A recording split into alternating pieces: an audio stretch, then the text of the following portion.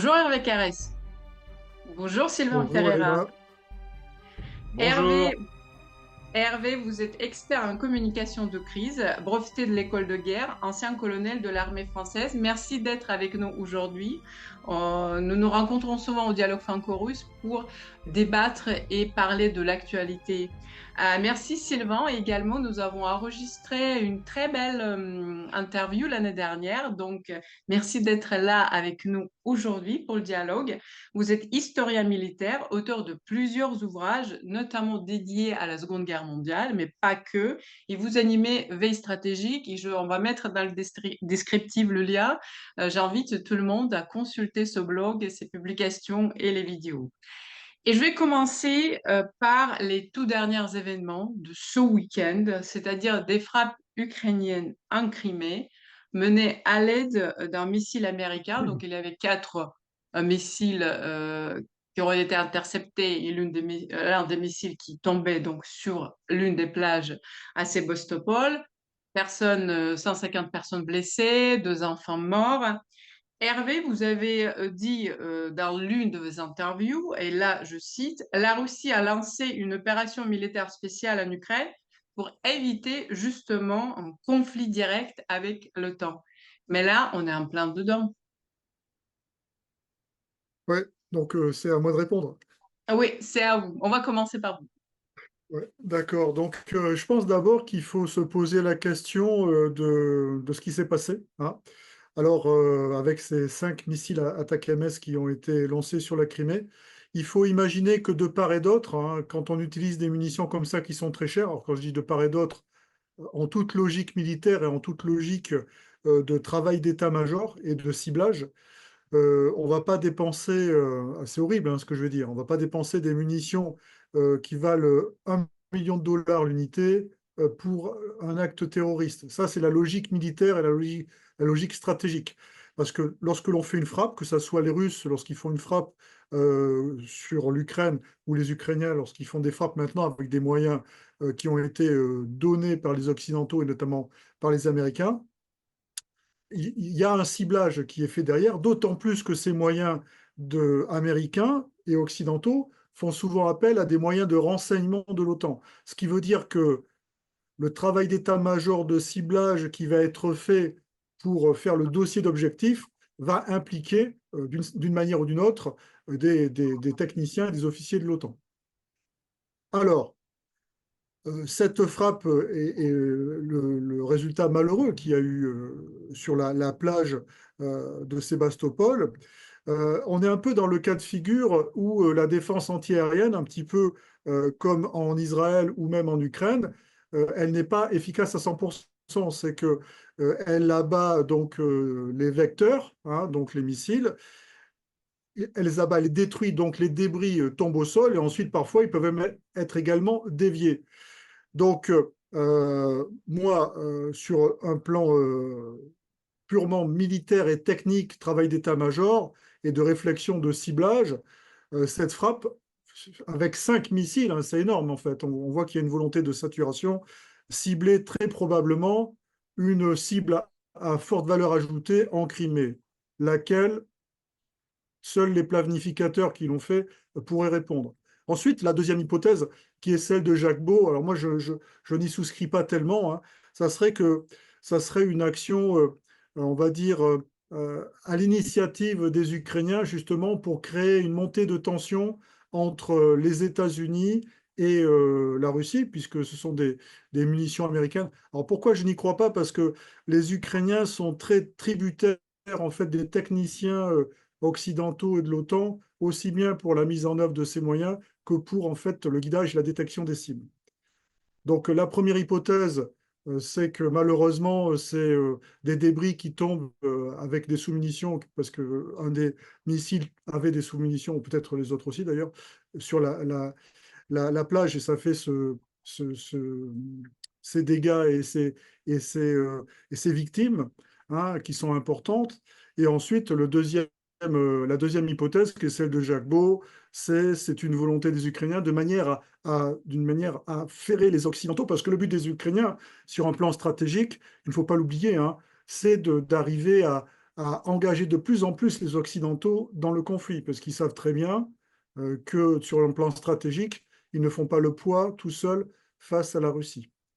Alors maintenant, est-ce que c'est une escalade vers une plus grande confrontation entre les États-Unis et la Russie? Ben, à l'évidence, oui, puisque depuis le début des frappes dans la profondeur, notamment en Crimée, euh, il ne faut pas imaginer que ça puisse se faire sans les moyens de renseignement occidentaux et sans le paramétrage des munitions comme les Scalp ou les Storm Shadow par des techniciens occidentaux. Ce n'est pas possible parce qu'il y a des codes derrière qui font que les Ukrainiens n'ont pas la main dessus. Voilà. Donc, évidemment, c'est une escalade. Je pense que, d'ailleurs, je crois que ça a déjà commencé. Je pense que les Russes, ce qu'ils toléraient jusqu'à présent en termes de renseignements, même en limite de leur espace aérien, l'espace aérien criméen, peut-être qu'ils vont passer à la vitesse supérieure sur le plan de la coercition, de la neutralisation des moyens aériens de l'OTAN et américains. Je pense en particulier aux drones de surveillance. Tu as un truc à rajouter, Sylvain? Peut-être que tu n'es pas d'accord avec moi d'ailleurs là-dessus. Non, disons que moi, ce qui m'interroge, c'est, pour moi, il faut replacer ça dans un narratif plus global et dans des faits plus lointains. C'est-à-dire que moi, ce qui me surprend, les frappes contre des populations civiles de la part des Ukrainiens, malheureusement, il y en a eu déjà beaucoup. Je ne vais pas revenir sur ce qui s'est passé Hmm. avant 2022, mais depuis 2022, avec des armes occidentales, on frappe la ville de Donetsk et son agglomération à qui mieux mieux. On gaspille des munitions de 155 mm extrêmement précieuses, alors beaucoup moins chères qu'un ATACMS, pour tirer sur des civils. On a dispersé des mines papillons sur Donetsk à ne plus savoir quoi en faire ces 2 dernières années. On nous dit on va autoriser les Ukrainiens à tirer sur le territoire de la Fédération de Russie cette fois-ci. On quitte Hmm. les oblasts sécessionnistes, mais les lance-roquettes tchèques vampires tirent sur Hmm. Belgorod tous les jours depuis plus d'1 an. Hein, et ils tirent sur des cibles civiles, Ouais. ils ne tirent pas sur des cibles militaires. Donc, il faut replacer. Alors, je suis d'accord avec Hervé sur l'aspect technique, c'est-à-dire qu'effectivement, tout ça ne peut pas avoir lieu sans des techniciens hautement qualifiés de l'OTAN Hmm. pour repérer les cibles, les désigner et conduire la frappe correctement. Donc, comme le dit Hervé, les défenses antiaériennes russes sont très efficaces, hein, mais malheureusement, quand on fait une attaque massive comme ça par essaim, on peut toujours se retrouver piégé par un vecteur qui arrive à passer le mur. On le sait, hein, il n'y a pas que ces attaques-là qui ont eu lieu. Et des fois, c'est 99%, et puis malheureusement, le pourcent qui reste, c'est les civils qui vont le payer. Mais par rapport au narratif de ne pas frapper les civils, là, c'est là que moi j'ai un problème sur la longue durée. Hmm. Et surtout, il y a un individu qui vient nous poser une grande difficulté. C'est le petit Richelieu de Zelensky, c'est Podolyak, qui lui nous dit moralement, mais on a bien fait de faire ça. Alors peut-être qu'il se raccroche et un effet d'aubaine pour lui au niveau de la propagande, hein, c'est probable.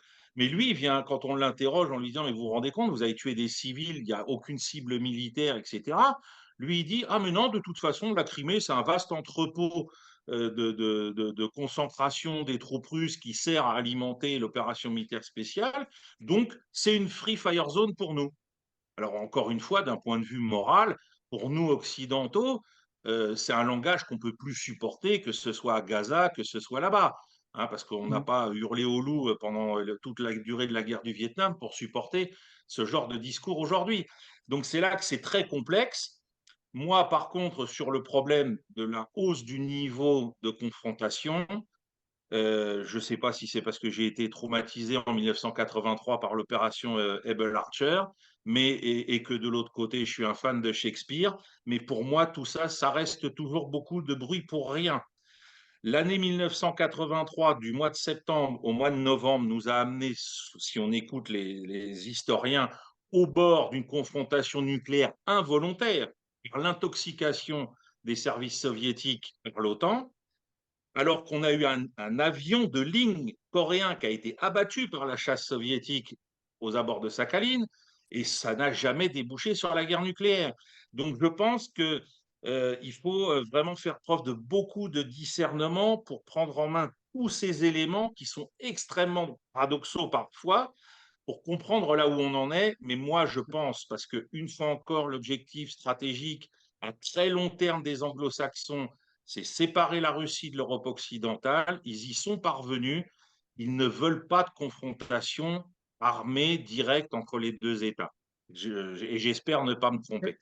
Je vais revenir sur ce que tu as dit. Alors, c'est vrai qu'il y a des frappes qui sont faites sur les civils, notamment sur les civils des républiques autoproclamées, qui maintenant ont été, euh, qui ont été, qui ont rejoint la Fédération de Russie. Mais ces frappes-là, c'est un niveau décisionnel qui n'est pas celui du niveau décisionnel des attaques MS et des Storm Shadow. Là, on est sur un niveau décisionnel stratégique, en fait. Et autant on peut concevoir qu'il y ait des initiatives de frappe de cibles purement civiles à un petit niveau, avec des artilleurs qui vont lancer des obus de 155, des roquettes non guidées, voire même des HIMARS, hein, même si cela, ça reste encore à prouver, parce que là, le niveau de portée n'est pas le même. Là, on est vraiment sur des munitions qui sont stratégiques et dont je pense même que la comptabilité est tenue de manière très, très précise par les planificateurs de l'OTAN. C'est pour cela que faire une attaque de type terroriste sur une plage de Crimée, des drones de type suicide ou des drones chinois auraient largement suffi, en fait. Ouais. Alors moi, on peut échanger encore un peu, Oui, Irina, bien sûr, là-dessus. ouais, Oui, ouais. bien sûr, c'est très, Moi, voilà.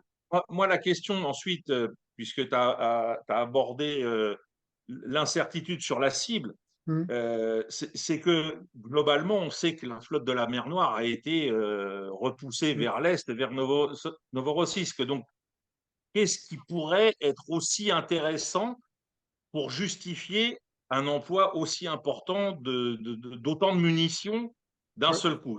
Mais en Ça fait, m'interroge. c'est la question, mais il ne faut pas oublier que ce que l'on voit, nous, ce sont que des sources ouvertes, plus ou Oui, moins manipulées ou utilisées par chacun des belligérants directs ou indirects, et on ne sait pas tout ce qui est détecté par la guerre électronique. De toute façon, des attaques MS, ce sont pas des missiles qui sont destinés à toucher des cibles qui sont mobiles comme des navires. C'est plutôt les Storm Shadow ont beaucoup été utilisés là-dessus, hein, d'ailleurs, les Storm ouais, Shadow, les Scalp.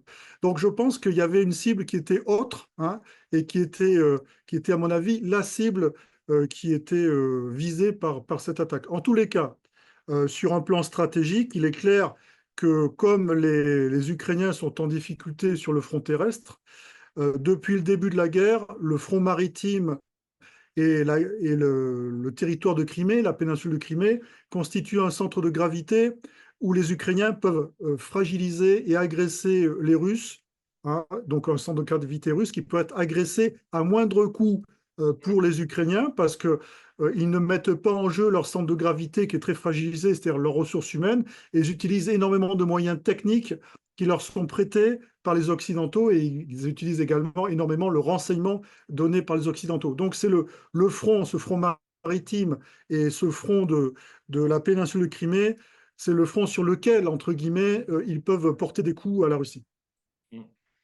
Exactement ce que je voulais dire, c'est ce que a dit Jacques Beau ce matin, que les Ukrainiens font une fixation sur la Crimée, puisqu'on sait très bien que la Crimée, il a tagué depuis à très très longtemps. Pour ce qu'a dit Sylvain, j'aimerais bien rebondir, mais par rapport aux Américains, pourquoi finalement ils ont changé d'avis? Ils ont permis à l'Ukraine de frapper le territoire russe, parce que ça a quand même resté tabou pendant X temps. Alors, l'autorisation qui a été donnée, c'est un fait accompli. Moi qui répertorie au quotidien ce qui se fait sur Belgorod et sur la région de Koursk, ça a commencé, mais il y a plusieurs mois. Donc, on est sur une autorisation, peut-être éventuellement, donc de nouveaux vecteurs comme les attaques MS, où on va dire, bah voilà, maintenant vous pouvez aussi utiliser ça. Mais les frappes ont lieu Je ne reviens pas à la frappe ukrainienne initiale qui a été menée par 2 hélicoptères au début, au tout début de l'opération militaire spéciale sur les réservoirs pétroliers à Belgorod, parce que là, c'était une vraie opération militaire purement ukrainienne. Mais en ce qui concerne les équipements que les Européens et les Américains fournissent à l'Ukraine, ça fait belle lurette qui frappe le territoire de la Fédération de Russie au 21 février 2022. Donc là, c'est peut-être juste pour dire ben, on le reconnaît publiquement et peut-être que ça signifie aussi qu'on va leur donner l'autorisation d'utiliser d'autres vecteurs que ceux qu'ils utilisaient jusqu'à maintenant. Voilà, je le Ouais, vois comme ça.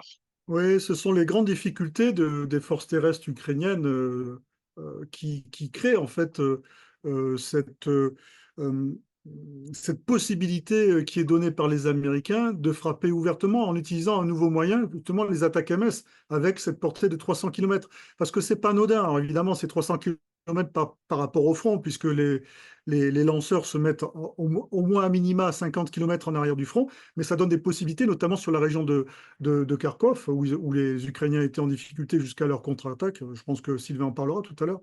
Mais et ça pour eux, c'était intéressant parce qu'ils n'arrivaient pas, en fait, à frapper les points de regroupement russes qui étaient sanctuarisés par la frontière russe.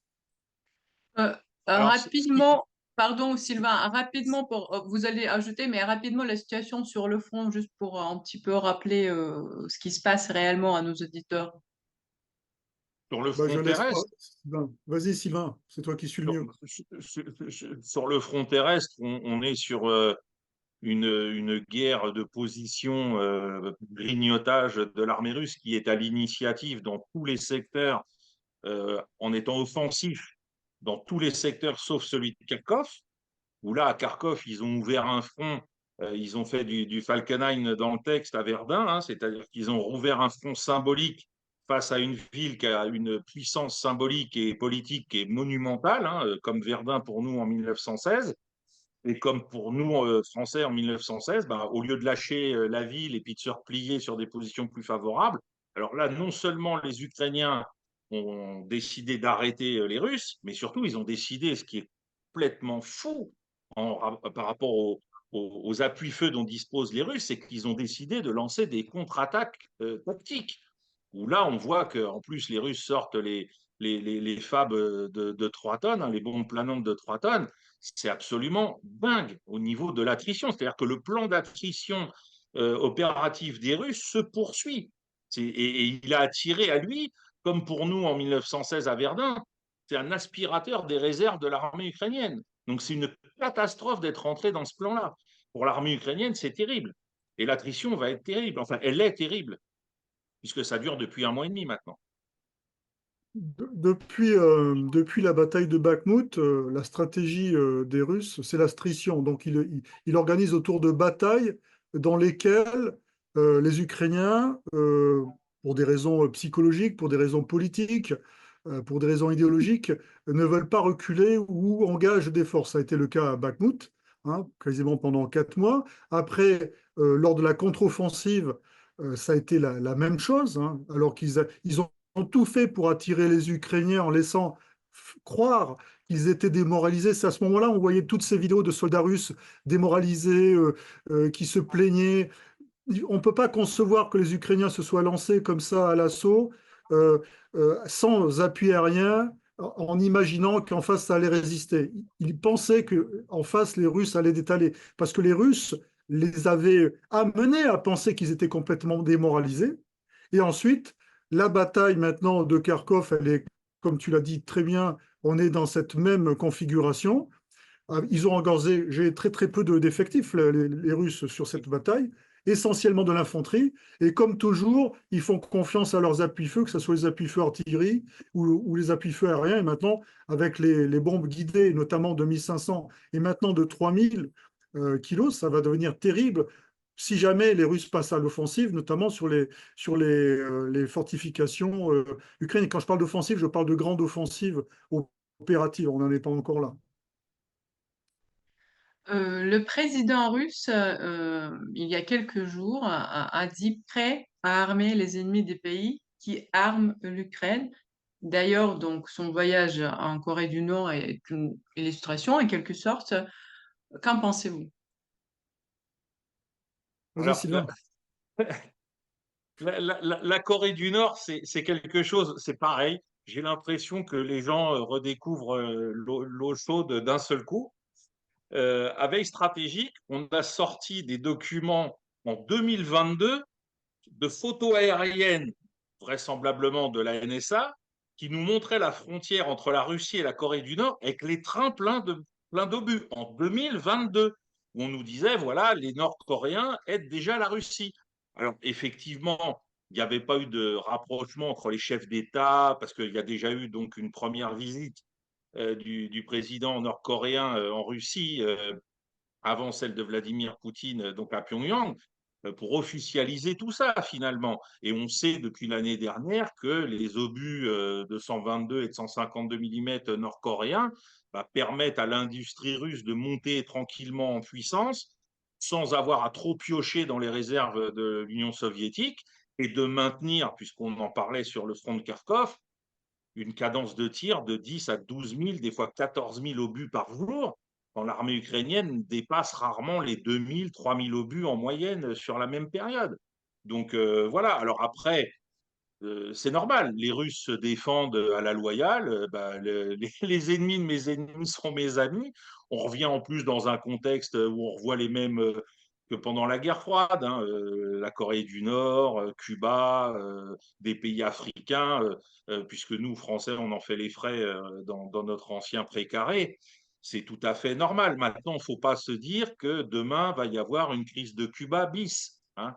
Et je rappelle pour les gens qui ont la mémoire courte et qui ont une vision de l'histoire seulement dans l'immédiateté, la crise de Cuba, à terme, c'est une victoire soviétique. Parce que Mm. l'objectif de Khrouchtchev, c'était de faire retirer les missiles américains de Turquie.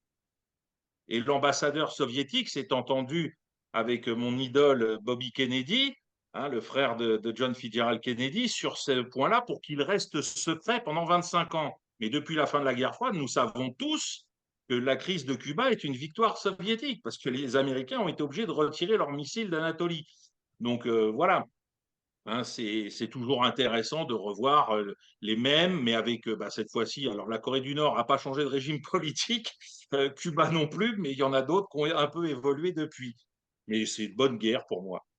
Oui, c'est dans le cadre d'une confrontation maintenant stratégique globale. Les Occidentaux, c'est-à-dire les États-Unis et les alliés des États-Unis, en fait, sont confrontés sur d'autres théâtres aux alliés ou aux proxys de la Russie. Hein. Et c'est le cas des Houthis, hein, les Houthis qui sont en train de développer de manière très dangereuse leur capacité de frappe à longue distance de navires, hein, puisque il me semble que le dernier navire ciblé était à 450 km des côtes, donc ça commence à être quand même assez inquiétant. Hein. Et n'oublions pas que les Houthis, il y a quelques mois, disaient qu'ils allaient maîtriser la technologie des missiles hypersoniques. Donc cette technologie-là, si jamais ils la maîtrisent, ça ne sera pas une ex nihilo, ce sera forcément avec l'aide de conseils techniques. Donc on est là-dessus. En fait, étant donné que la Russie estime que les Occidentaux sont allés très très loin dans la confrontation et le soutien à l'Ukraine, eh bien, il y a des théâtres sur lesquels les alliés de la Russie ou les proxys de la Russie vont chercher à mettre en difficulté les alliés des États-Unis ou les États-Unis. Le Le, sommet? le, Oui, pardon, le seul, Sylvain. le seul théâtre d'opération, il faut le signaler dans cette confrontation pour le moment sur lequel les Russes n'influent pas militairement, indirectement par des livraisons d'armes, ça reste la Terre Sainte. C'est-à-dire que pour le moment, les Russes interfèrent diplomatiquement pour essayer de trouver une solution au conflit entre Israël et les Palestiniens, mais c'est le seul endroit où militairement, ils n'ont pas prépositionné des missiles ou des armements en faveur des mouvements palestiniens. Il ne faut pas l'oublier non plus. C'est vrai, mais c'est certainement lié au nombre de ressortissants d'origine russe qui se trouvent en Israël. Donc il y a Voilà. un jeu diplomatique et stratégique qui est assez subtil en fait les alliés traditionnels de la Russie qui sont les Arabes, et puis également cette proximité avec la Russie qui est liée à la forte communauté d'origine russe qui se trouve en Israël. C'est ça. Le sommet pour la paix, sans participation russe et sans beaucoup de résultats, c'était un faux sommet? Sylvain, vous êtes en train de rire, dites-nous. Non, mais mais c'était une comédie, cette histoire. Enfin, je veux dire, c'est là qu'on voit la fin de l'Occident. C'est-à-dire qu'on se réunit en notre nom et pour nous-mêmes, sans prendre en compte l'autre. Euh, voilà, on a l'impression on peut plus discuter avec l'ennemi. Il est devenu complètement diabolique, complètement. Enfin, c'est Sauron, quoi. Infréquentable. Oui, oui, mais même, c'est un côté. Faut jamais oublier les perspectives vétérotestamentaires des évangélistes américains, c'est-à-dire que c'est le diable. Il y a un côté, au-delà de la morale, il y a un côté religieux, il y a un côté vraiment, comme je dis, c'est Sauron, quoi. On est dans le Seigneur des Anneaux, on ne parle pas avec ces gens-là, c'est pas possible. Ils sont plus humains, hein. Et donc, on est dans l'entre-soi. Alors, on va ratisser des pays un peu exotiques pour dire, mais regardez, il y en avait quand même qui venaient pas du monde occidental, qui étaient là et on n'arrive à rien. Donc, c'est pas possible. Et moi, je reprends là-dessus ce qu'avait dit il y a 2 ans Nicolas Sarkozy. Soit Poutine, c'est vraiment Hitler, et alors là, il faut faire la guerre complètement à la Russie. Mais si c'est pas Hitler, ce qui est le cas, eh ben, on discute avec lui. On est obligé de discuter avec lui. On peut pas faire autrement. Et donc là, faire une conférence sans inviter de diplomates russes de premier rang, je pense notamment à Lavrov, c'est n'importe quoi. Et l'image que ça renvoie alors bon, les populations occidentales sont-elles vraiment au courant de là où elles en sont? Et nous, Français, vu que ça s'est fait concomitamment avec la dissolution, je ne sais pas si on s'est rendu compte du ridicule supplémentaire que ça apporte à notre pays, mais derrière, aux yeux du monde, on est ridicule. Ridicule. C'est-à-dire que les Chinois, les Indiens, les Sud-Américains et les Africains, mais se foutent de nous. Faut dire les choses comme elles sont. Ça ne vaut rien. Et en fait, on se rend compte qu'à la fin, les décisions qui sont prises, c'est des décisions de guerre. C'est comment on va forcer les États de l'OTAN à aider encore plus l'Ukraine militairement. Donc, il n'y a rien de paix dans tout ça. Ouais, en fait, ce qui est intéressant, c'est de voir. Ah, il y avait un petit écho là. C'est de voir les déclarations qui sont faites à l'issue de chaque sommet. Et donc, le premier sommet, il y a quelques mois, avant le dernier en Suisse, il y avait le plan de paix du président Zelensky en 10 points, qui était un plan de capitulation de la Russie. Et ce premier sommet se situait un petit peu avant l'offensive qui avait eu lieu à l'été 2023. Donc, avec tous les espoirs que cette offensive portait. Ce dernier sommet, on retrouve le plan de paix du président Zelensky, qui est un plan de capitulation, mais qui est réduit à 3 points essentiels.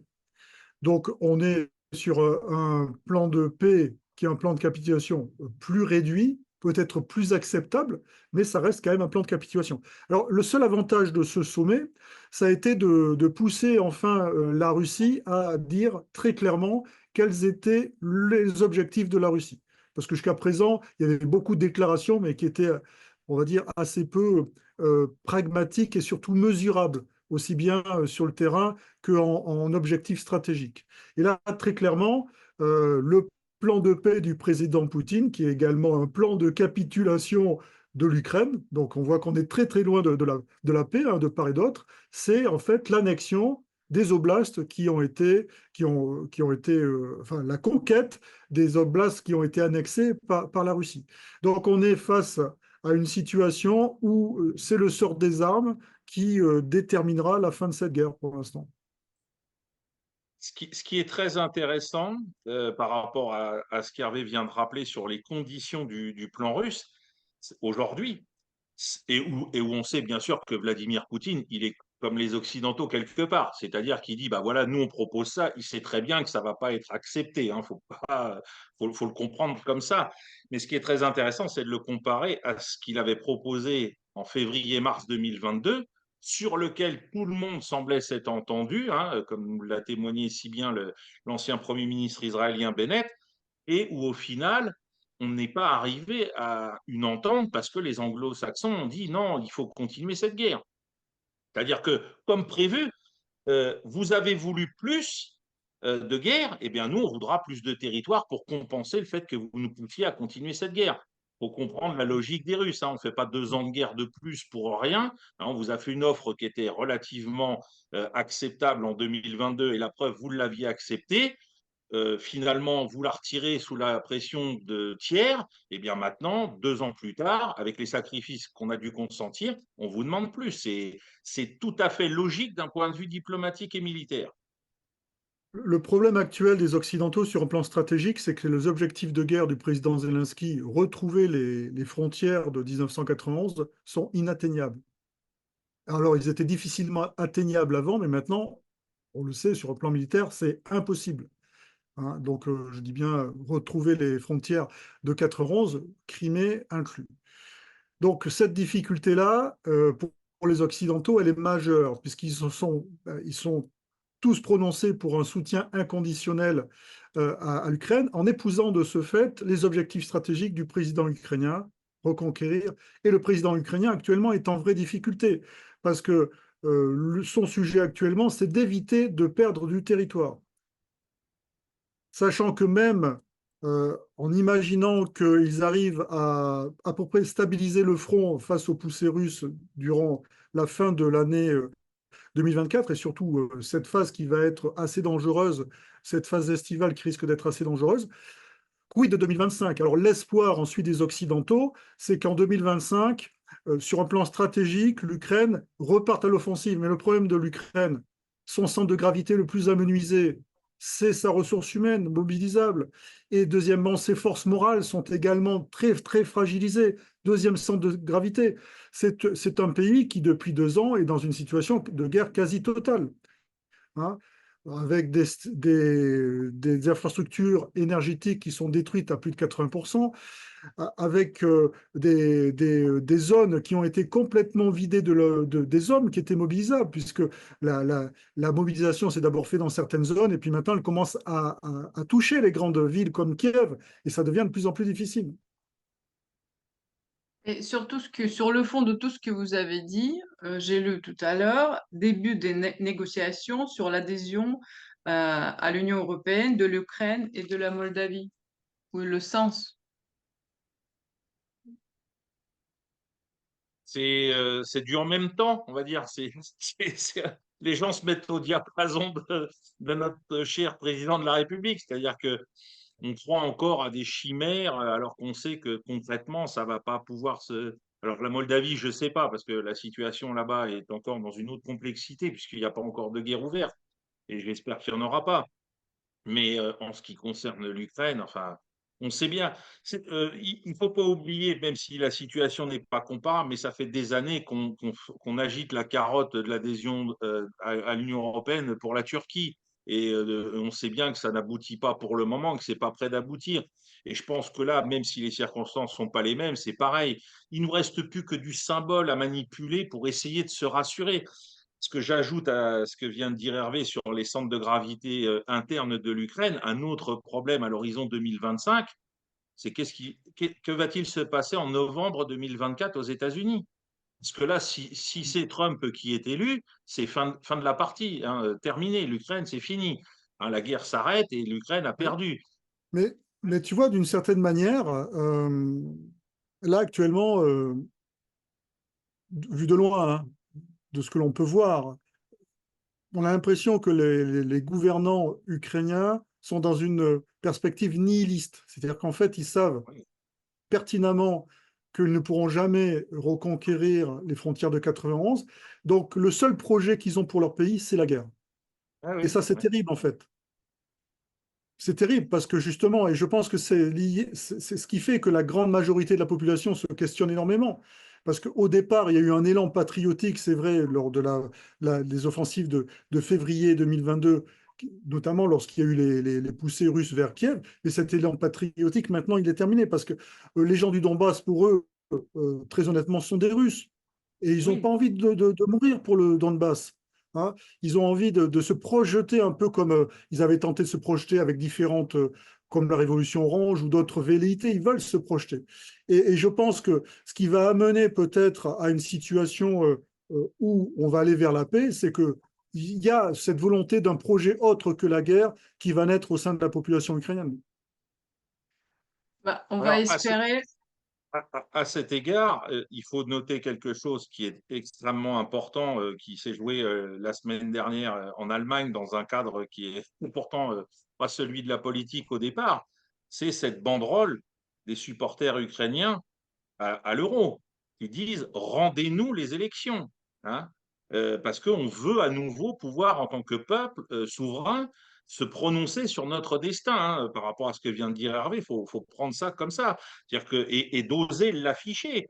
Je veux dire, il faut se rendre compte que ces supporters-là, on peut tous les retrouver avec les caméras quand ils vont retourner en Ukraine. Je leur souhaite bien du courage. Ce qu'ils ont fait est extrêmement audacieux et courageux. Hein, c'est vraiment impressionnant de leur part. Et il faut voir ce qui vient de se passer dans l'appareil militaire ukrainien ces derniers jours. On a le numéro 2, l'ami de Syrski, qui vient d'être démis de ses fonctions. Ce qu'il a été accusé par le patron d'Azov, hein, de faire partie de ces gens qui font tuer trop d'Ukrainiens au front. C'est un discours qu'on n'a jamais entendu, et en plus de la part d'Azov. C'est-à-dire qu'on a le patron d'Azov qui dit ces gens-là sont fous. Hein, on revient à ce que disait Hervé sur la ressource humaine du pays qui s'épuise. C'est-à-dire que là, on a les types qui sont des néo-nazis avérés, qui font d'un seul coup œuvre d'intelligence en se disant mais on est en train de perdre tellement de monde par rapport à la stratégie qu'on évoquait tout à l'heure, c'est-à-dire d'être rigide sur le front, de tenir coûte que coûte n'importe quel pâté de maison dans n'importe quel village, et ça risque de nous faire tout simplement disparaître. Donc ça aussi, c'est des contradictions qui se font jour pour la première fois d'un côté dans la population, puis de l'autre côté dans l'appareil militaire, qu'on n'avait pas vu jusqu'à maintenant et qu'il va falloir, comme disait Hervé, hein, la séquence qui s'ouvre là, comme d'habitude, depuis le 20 juin à peu près, dans l'espace russe, hein, le grand espace russe, dès le 22 juin jusqu'à la fin du mois de septembre, c'est le temps des grandes offensives, c'est le temps des grands combats. Et on est en plein dedans, et je ne suis pas sûr que l'armée ukrainienne tienne encore à ce point au mois de septembre. Je vais un petit peu revenir à ce que vous avez dit, Sylvain, au tout début de notre échange, puisqu'il y a quelques semaines, il y a 2 semaines, nous avons fait une conférence avec le général Pinatel, où il a développé 4 scénarios de la sortie de ce conflit-là. Et d'ailleurs, j'invite tout le monde, tous nos auditeurs qui n'ont pas encore visionné cette conférence, le faire. Tout dernier scénario, c'était la nucléarisation du conflit. D'après vous, oui, c'est là quand même des scénarios et on en parle. Parce que ça fait peur, c'est aussi peut-être l'idée de faire peur aux populations. Que pensez-vous de ce scénario? C'est ce que je disais tout à l'heure. Pour moi, il n'y aura pas l'arme nucléaire, c'est toujours pareil.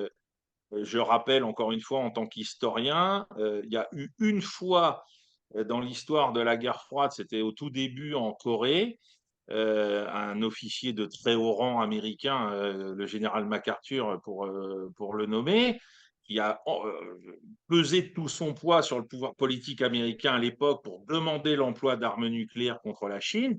Le pouvoir politique lui a répondu gentiment non et l'a démis de ses fonctions, alors qu'il était auréolé de gloire, que sa popularité aux États-Unis était colossale, on était en plein macartisme, enfin, il avait tout pour réussir cette opération et s'autoriser à demander l'emploi d'armes nucléaires. On n'y est pas arrivé, donc ce n'est pas, à mon avis, aujourd'hui qu'on risque d'y arriver. Voilà.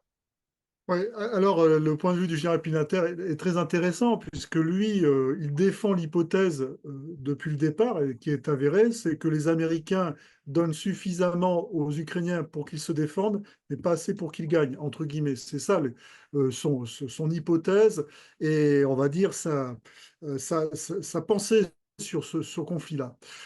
Et il dit que de ce fait-là, il ne faut pas que les Russes, et notamment le président Poutine, soient acculés, de manière à ce qu'ils soient tentés d'utiliser l'arme nucléaire, parce que dans ce cas-là, évidemment, il serait très peu probable que les Américains engagent le feu nucléaire de l'OTAN.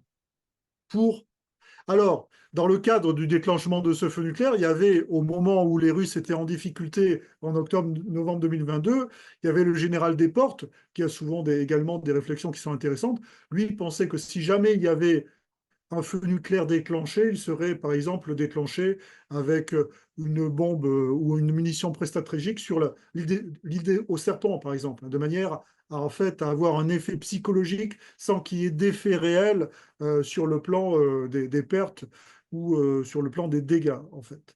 Mais il faut bien comprendre que ça, c'est quelque chose qui est en fait terrible, le feu nucléaire, même si c'est sur l'île aux serpents, tout de suite, comme le dit très bien le général Pinatel, qui a assisté aux essais nucléaires français, c'est en fait, ça sidérera de toute façon tous les belligérants directs et indirects.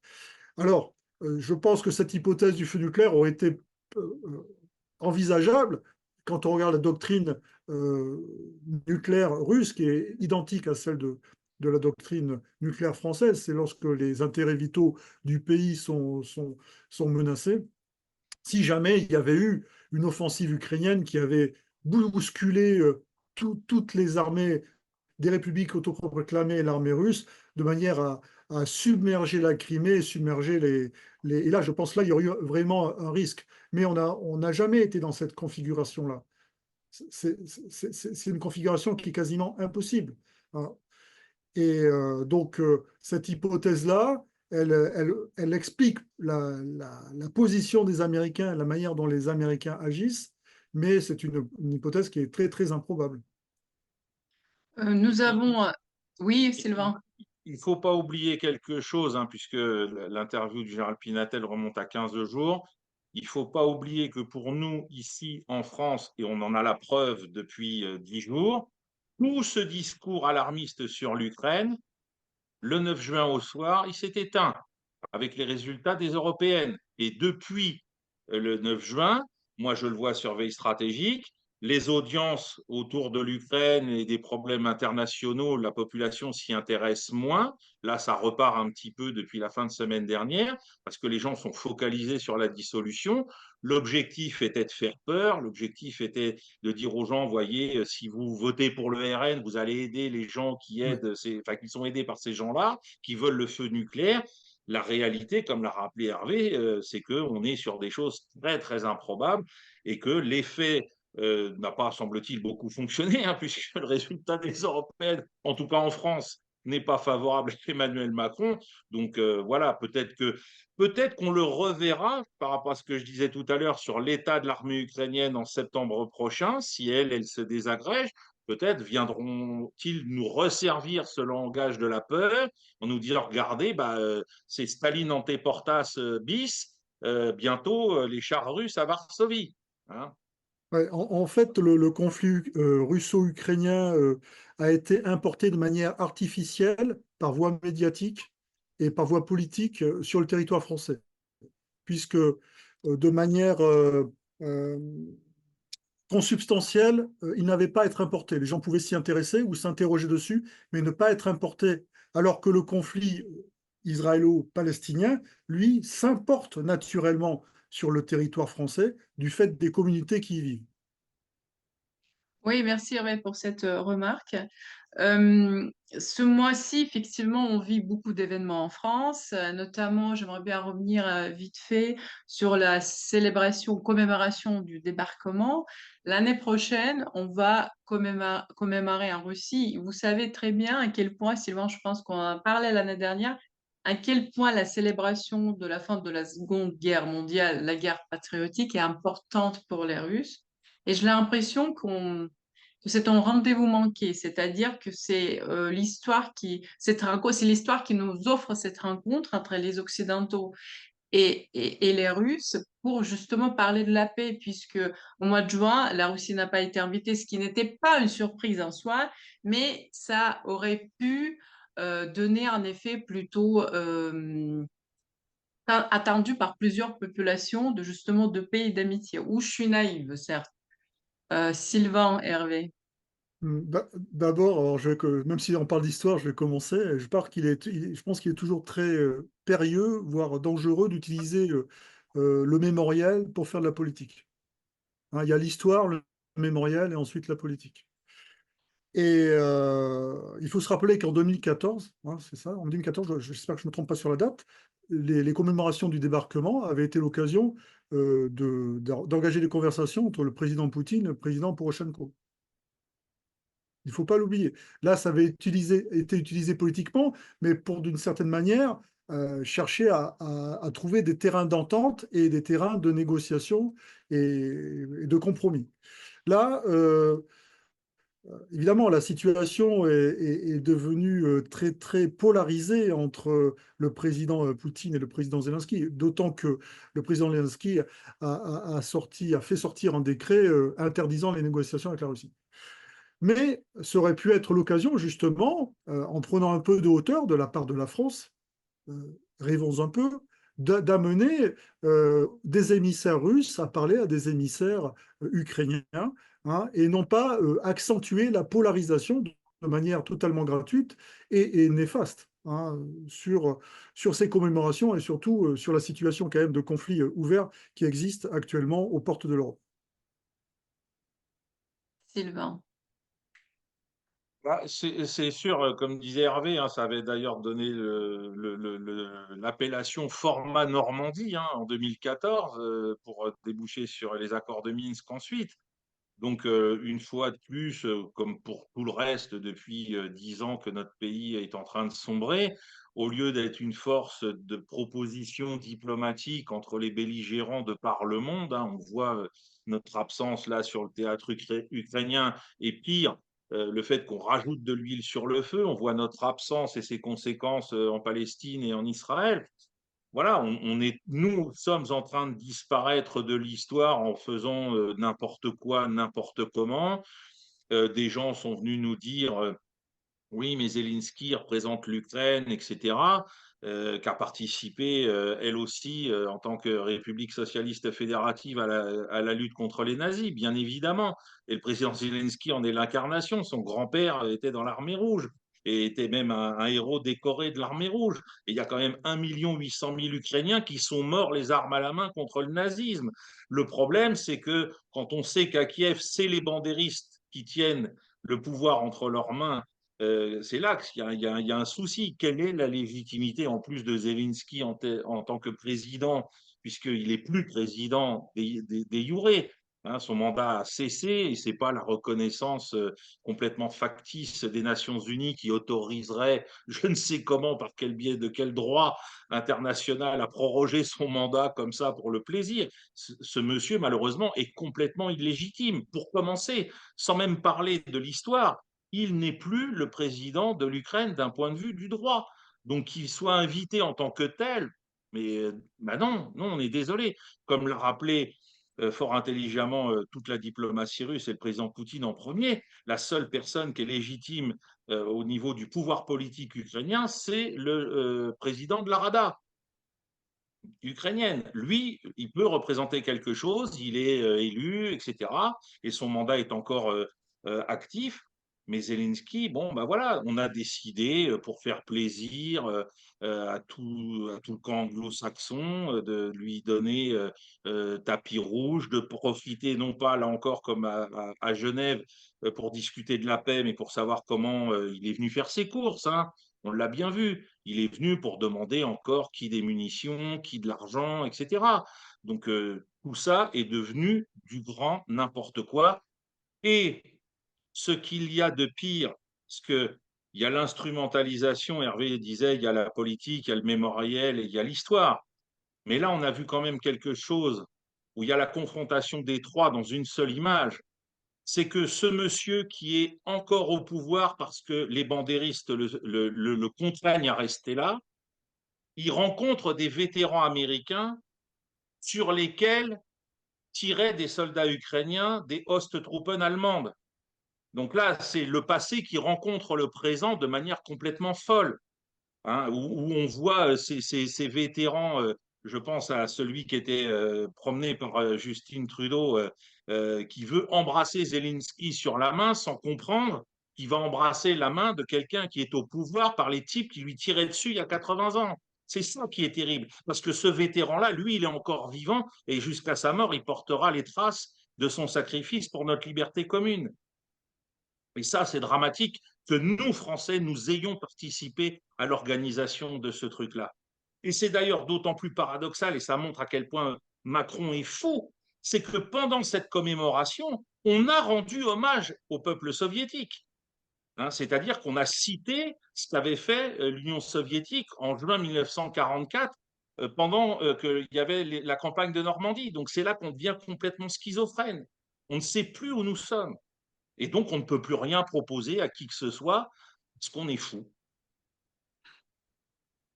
Mais on a aussi de bonnes nouvelles quand même. Sylvain, j'ai lu aujourd'hui sur les réseaux, vous avez écrit, et pas que vous d'ailleurs, nous tous en quelque sorte, nous avons écrit que Julian Assange est libre. Et ça, effectivement, une très bonne nouvelle pour nous tous, pour lui, pour sa famille. Pourquoi il a été libéré maintenant, à votre avis? Sur un plan technique, c'est lié au fonctionnement de la justice et du droit américain. On l'a vu dans d'autres circonstances lors des frasques de Dominique Strauss-Kahn, c'est que aux États-Unis, dès que l'on reconnaît que l'on est coupable, on négocie, on rentre en négociation. Et donc, on est rentré sur un plan technique et juridique dans ce type d'arrangement entre les avocats de Julian Assange et le département d'État américain, donc la justice américaine, et qui a conduit à ce dénouement heureux pour lui, hein, puisque au départ, il était quand même menacé d'une condamnation à mort, hein, puisqu'il y avait eu violation du secret défense américain. Sylvain? Moi, je pense que oui, effectivement, comme l'a rappelé Hervé, sur le plan technique, dès que vous plaidez coupable aux États-Unis, vous négociez tout ce que vous voulez avec le ministère de la Justice. Maintenant, sur le, le timing, euh, on voit très bien que, faute de pouvoir trouver une quelconque assise morale à l'administration Biden en ce moment, hein, qui se laisse entraîner à Gaza dans du n'importe quoi par Netanyahou sans être capable de réagir, qui n'est pas très performante sur ce qui se passe non plus en Ukraine. Il faut redorer le blason par rapport à la jeunesse du Parti démocrate qui est très à gauche, hein, et donc qui est très pro lanceur d'alerte, etc. Donc ça tombe très bien. Hein. Je rappelle que, oh, coïncidence, que se passe-t-il dans 2 jours aux États-Unis que tout le monde a oublié? Le premier débat présidentiel entre Trump et Biden. Donc, on va voir comment Trump, lui de son côté, qui n'était pas du tout favorable à ce genre de choses avec Assange, hein, il était très très dur à son endroit. On va voir comment Biden va essayer d'utiliser ça contre Trump. Ça va être très intéressant à suivre. Après, ce qu'il ne faut pas oublier, donc, ça va créer une espèce de jurisprudence, c'est-à-dire que puisqu'il a reconnu il a plaidé coupable, alors même si, comme le dit Hervé, c'est technique, mais ça va permettre de dire du côté américain, vous voyez, on avait raison, il reconnaissait tort. Donc, le prochain qui recommencera, voilà à quoi on va pouvoir l'exposer. Donc, faites attention, hein, faites gaffe, ne recommencez pas, parce que c'est ou Assange ou Snowden, hein, c'est les deux destins qui vous attendent, c'est cela. Et puis surtout, moi, je replace ça dans un cadre diplomatique à plusieurs bandes. On a cité l'intervention des avocats d'Assange, etc. Il faut citer l'intervention de la diplomatie australienne, hein, puisque Julian Assange est australien, et que tout ça, faudra voir comment ça va repositionner l'Australie dans le sillage des Américains par rapport à une confrontation diplomatique avec la Chine. Il ne faut pas perdre de vue que tout ça, ce n'est pas gratuit. Hein, on connaît les États, ils font jamais les choses parce que c'est des philanthropes. Et donc, je pense qu'il y aura peut-être quelque chose dans l'attitude diplomatique de l'Australie à l'égard de la Chine dans les jours, enfin, ou les mois qui viennent, qu'il faudra surveiller pour voir s'il n'y a pas eu un échange aussi de bons procédés sur cette question. Merci beaucoup, merci Sylvain, merci Hervé de continuer le dialogue franco-russe. Donc bientôt cette vidéo sera en ligne. Moi je remercie tous nos auditeurs qui nous suivent depuis toujours et je rappelle gentiment que nous avons besoin de vous, de vos dons et de vos contributions parce que c'est comme ça que le dialogue franco-russe peut exister. Merci encore et à très bientôt. Merci. Merci.